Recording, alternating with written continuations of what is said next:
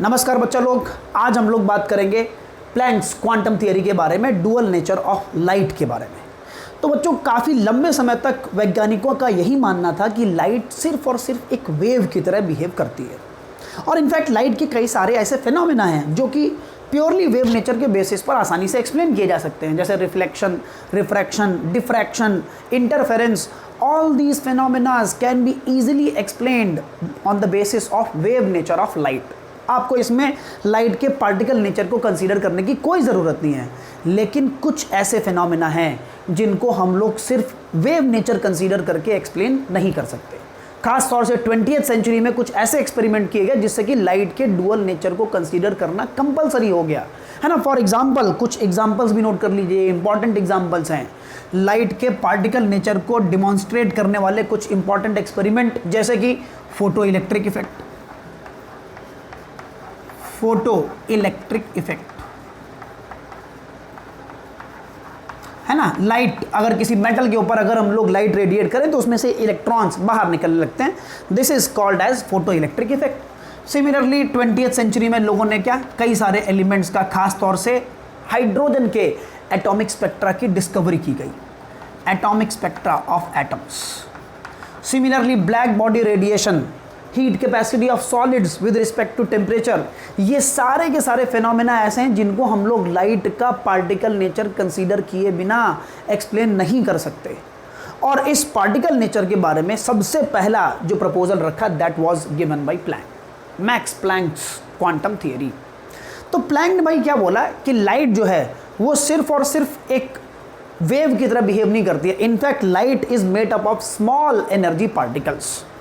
और small energy particle मतलब इसका नाम उसने रखा फोटॉन, है ना। तो मतलब बेसिकली जो लाइट हम लोगों को कंटिन्यूअस वेव के फॉर्म में दिखाई पड़ती है वो प्लैंक के अकॉर्डिंग क्या है, वो छोटे छोटे एनर्जी पार्टिकल से बनी हुई है। कुछ इस तरीके से ये एनर्जी पार्टिकल इतनी तेज़ी से मूव कर रहे हैं कि हम लोगों को दिखाई पड़ती है कंटिन्यूअस वेव, लेकिन एक्चुअल में वो कंटिन्यूअस होती नहीं है ना। इसको समझने के लिए आप अपना डेली लाइफ का एक सिंपल सा एग्जाम्पल ले लीजिए। जैसे आपके घर में भाई फ़ैन लगा हुआ है, फ़ैन अगर स्टेशनरी स्टेट में है या धीमे धीमे घूम रहा है तो उस केस में आपको क्या, उसकी तीनों की तीनों जो पंखुड़ियाँ हैं वो क्लियरली दिखाई पड़ती हैं, राइट। लेकिन जैसे जैसे फ़ैन की स्पीड बढ़ती जाती है, फ़ैन की स्पीड बढ़ती जाती है तो क्या होता है भाई, उसकी जो तीनों की तीनों पंखुड़ियाँ हैं वो हम लोगों को दिखाई पड़ना बंद हो जाती है। उनकी जगह पर क्या दिखाई पड़ता है, सिंपल वेव दिखाई पड़ती है, कंटिन्यूअस वेव। और वही सेम चीज़ यहाँ पर प्लैंक भी प्रपोज कर रहे हैं। उन्होंने कहा कि भाई पार्टिकल्स से बनी हुई है, एनर्जी पार्टिकल से बनी हुई है लाइट, और ये एनर्जी पार्टिकल बहुत तेज स्पीड से, लाइट की स्पीड से भैया मूव कर रहे हैं। हल्की फुल्की स्पीड नहीं है, लाइट की स्पीड है 3 × 10⁸ सेकेंड्स। तो इतनी तेज स्पीड से मूव करने के कारण ये जो पार्टिकल हैं ये हम लोगों को कंटिन्यूअस वेव के फॉर्म में दिखाई पड़ते हैं।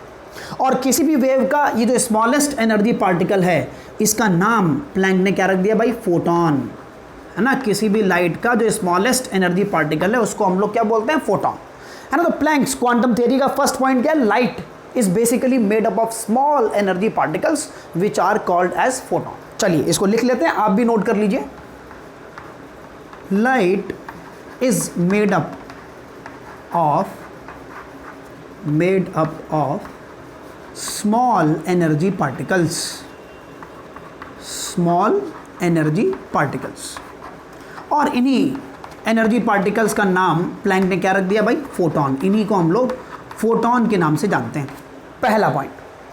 अब दूसरा, ये जो यहाँ पर वर्ड लिखा हुआ है क्वांटम थियरी, क्वांटम का मतलब क्या है, quantized value, continuous value, discrete value, ये सारे के सारे क्या टर्म्स क्या हैं भाई, क्वांटम, कंटिन्यूअस, डिस्क्रीट, इन तीनों में कुछ डिफरेंस है कि सारी की सारी बातें सेम है? सेम नहीं है बेटा। क्वांटाइज्ड और डिस्क्रीट सेम है, लेकिन continuous is a totally different thing. अब क्वांटाइज्ड और कंटिन्यूअस दोनों में क्या डिफरेंस है, तो अगेन इसके लिए हम लोग एक और एग्जांपल कंसीडर करते हैं। चलिए, है ना। पहले आप लोग ये नोट कर लीजिए भाई, ये फिगर भी बना लीजिएगा, इससे समझने में आसानी रहेगी। और ये प्लैंक्स क्वांटम थियरी का फर्स्ट पॉइंट है, ओके। अब चलिए आते हैं हम लोग सेकंड पॉइंट पर। और इसके लिए पहले क्वांटम, इस क्वांटम का क्या मतलब है, तो भाई देखिए, ये क्वांटम, डिस्क्रीट और कंटिन्यूअस, इनको समझने के लिए एक डेली लाइफ का चलिए हम लोग एग्जांपल कंसीडर करते हैं। सपोज आपको भाई ग्राउंड फ्लोर से फर्स्ट फ्लोर में जाना है। अब ग्राउंड फ्लोर से फर्स्ट फ्लोर में जाना है, उसका एक तरीका ये है कि आप जो है स्टेयरवे से जा सकते हो भाई, सीढ़ियाँ बनी रहती हैं हर जगह पर, ये एक तरीका है ग्राउंड फ्लोर से फर्स्ट फ्लोर में जाने का। और दूसरा तरीका रैंप भी हो सकती है भाई, आप रैंप से भी हाइट को कवर कर सकते हो। अब अगर मान लीजिए इस स्टेयर वे जो है, इसकी एक स्टेयर की हाइट सपोज अगर 5 फीट है, मान लेते हैं कि 5 फीट है फॉर एग्जाम्पल, तो अब 5 फीट है अगर, तो इसका मतलब क्या हुआ कि अब आप इस स्टेयर वे से जो भी हाइट कवर करोगे that will always be an integral multiple of 5, है ना। इसमें आप या तो एक स्टेयर भी है चढ़ सकते हो, या 2 स्टेयर चढ़ सकते हो, या 3 चढ़ सकते हो, या 10 चढ़ सकते हो, 15 चढ़ सकते हो, लेकिन क्या आप 3.2 स्टेयर चढ़ सकते हो? नहीं चढ़ सकते ना, नहीं चढ़ सकते। इसका मतलब आप 5 के इंटीग्रल मल्टीपल में ही हाइट्स को कवर कर सकते हैं। That means in this case the height covered will always be quantized. 5 के मल्टीपल में ही होगी हाइट जो भी होगी, तो वो क्या है, क्वांटाइज्ड वैल्यू है। जबकि ये जो अगर रैंप वे है भैया, रैंप वे में कोई दिक्कत थोड़ी ना है। रैंप वे में तो आप जितनी चाहो उतनी डिस्टेंस कवर कर लो, 5 फीट, 7 फीट, 7.5 फीट, 8 फीट, कितनी भी डिस्टेंस हम लोग इस पाथवे में कंसीडर कर सकते हैं। That means this is the continuous value, this is quantized value.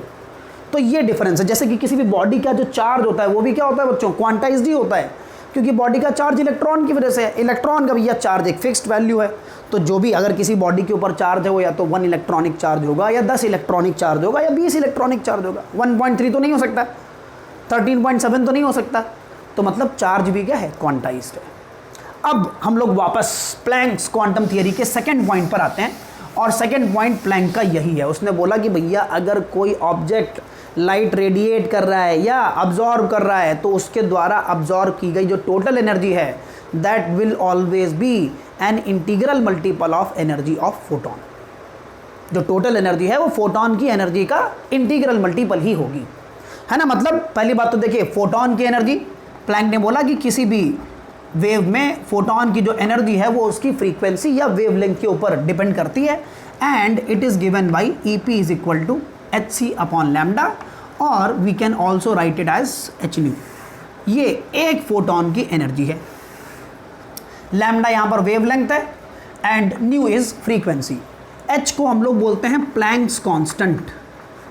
h यहाँ पर प्लैंक्स कांस्टेंट बोला जाता है, जिसकी वैल्यू होती है 6.64 इंटू 10⁻⁻34 जूल सेकेंड्स।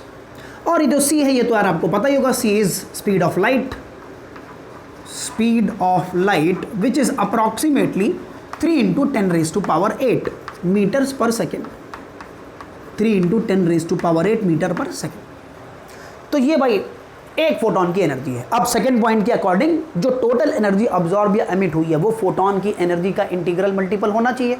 इसका मतलब यदि suppose total energy absorbed is ET, then ET must be equal to some integer times the energy of photon, EP, right. जो टोटल एनर्जी है वो फोटोन की एनर्जी का इंटीग्रल मल्टीपल ही होना चाहिए। मतलब n यहाँ पर कोई भी पॉजिटिव इंटीजर वैल्यू हो सकती है ना।